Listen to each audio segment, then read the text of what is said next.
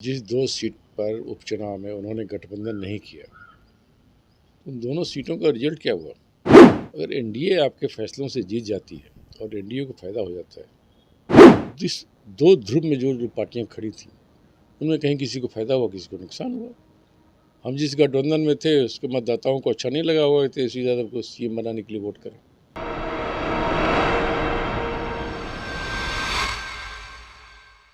बिहार में 24 सीटों पर स्थानीय निकाय के चुनाव होने हैं। ऐसे में बीते दिन नेता प्रतिपक्ष तेजस्वी यादव ने ऐलान कर दिया है कि जिस तरीके से हमने 2 सीटों पर उपचुनाव लड़े थे, अब इस बार भी कांग्रेस से अलग होकर 24 सीटों पर चुनाव लड़ेंगे। हालांकि सीपीआई और जो जितने भी विपक्ष के हैं, माफ़ करें, जो सीपीआई के अलावा सीपीआईएम है, उनको कहा है कि वो साथ में है, हालांकि कांग्रेस अलग है। हमारे साथ बात करने के लिए कांग्रेस के एमएलसी हैं प्रेमचंद मिश्रा जी। सर, आप लोग को फिर से दरकिनार किया गया क्योंकि जिस तरीके से उपचुनाव हुआ था और इस बार भी अब 24 सीटों पर कह रहे हैं कि अलग लड़ेंगे। तेजस्वी यादव बहुत बड़े नेता हैं, वो बड़े बड़े फैसले लेते हैं, लेकिन उनके फैसले से एनडीए जीत जाती है। जिस 2 सीट पर उपचुनाव में उन्होंने गठबंधन नहीं किया, उन दोनों सीटों का रिजल्ट क्या हुआ? जदयू जीत गई ना। अगर कोई सेकुलर पार्टी का दम भरता है कोई नेता, तो उसके एक्शन का लाभ सेकुलर विचारधारा को होना चाहिए। अगर एनडीए आपके फैसलों से जीत जाती है और एनडीए को फायदा हो जाता है, तो बिहार के लोगों के मन में कई प्रकार के सवाल खड़े होते हैं। कल फिर से तेजस्वी यादव ने कहा अकेले लड़ेंगे, तो भाई लड़िए ना, आपको कौन रोक रहा है? सब सीट पे लड़िए। आप घोषणा करिए ना कि अगला विधानसभा चुनाव भी अकेले लड़ेंगे बिना कांग्रेस के।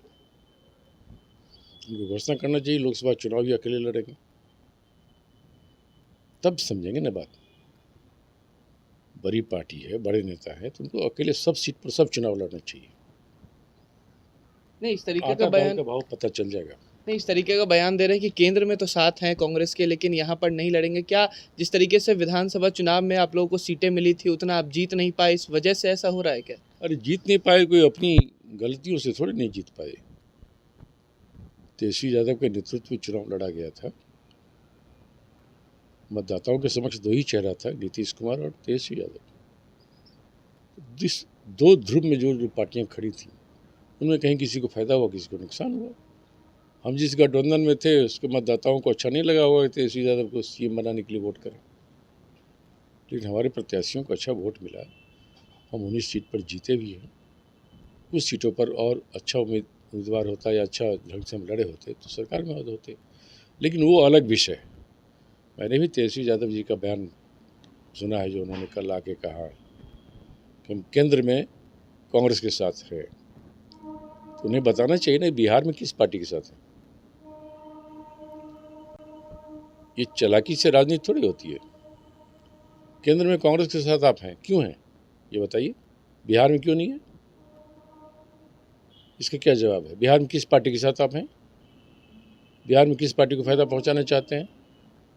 और ये क्या होगा कि आप केंद्र में हमारे साथ रहिएगा और बिहार की राजनीति में जहां आपका कुछ वोट है वहां आप नहीं रहिएगा। तो ऐसे गठबंधन चलता है क्या? इस तरह से आपस में अगर आप किसी गठबंधन में हैं और चालाकी से बात करेंगे, और कई बार तो आरजेडी के नेताओं का ऐसा ऐसा बयान आता है जो लगता है कि वो कांग्रेस के खिलाफ ज़्यादा हैं, बीजेपी जदयू के खिलाफ नहीं है। तो यानी अब आप लोग भी 24 सीटों पर अब ताल ठोकेंगे, अकेले लड़ेंगे चुनाव? और पार्टी लीडरशिप तय कर रही है। हमारे पास कई सीटों के लिए सक्षम उम्मीदवार है और स्वाभाविक है चुनाव तो लड़ना ही ना है। हमारे उम्मीदवार अच्छे हैं, कर्मठ हैं, उनके पास क्षमताएं हैं। ऐसे कई सीटों को प्रदेश कांग्रेस अध्यक्ष जी ने चिन्हित किया है।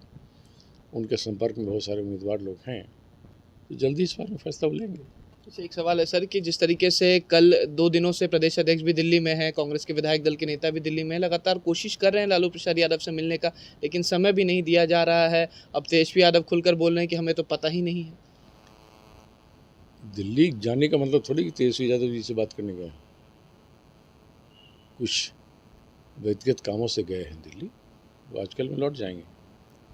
प्रदेश किसी पार्टी के प्रदेश अध्यक्ष का दिल्ली जाना एक सामान्य घटनाक्रम होता है। हमारे प्रभारी भक्तचरण दास जी अभी मणिपुर उपचुनाव में मणिपुर के विधानसभा चुनाव में व्यस्त हैं, वो मणिपुर में हैं, वो आएंगे, वो फैसला लेंगे, वही अथॉरिटी है। और कांग्रेस पार्टी के साथ कौन सी पार्टी राष्ट्रीय स्तर पर है, कौन सी पार्टी राज्य स्तर पर है, यह आधिकारिक घोषणा भी श्री भक्तचरण दास जी ही करेंगे। हमारे प्रभारी किसी दल का नेता नहीं बोल सकता है हम फलना के साथ हैं। हम बताएंगे ना कौन हमारे साथ है। बिहार में कौन हमारे साथ है, प्रदेश कांग्रेस के अध्यक्ष बताएंगे ना। लेकिन दिल्ली में हम साथ हैं और पटना में साथ नहीं हैं।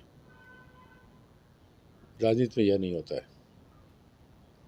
इसलिए मैंने कहा तेजस्वी यादव जी को यह बताना पड़ेगा कि केंद्र की राजनीति में आप कांग्रेस के साथ अगर हैं तो बिहार की राजनीति में किस पार्टी के साथ हैं, यह आपको स्पष्ट करना पड़ेगा।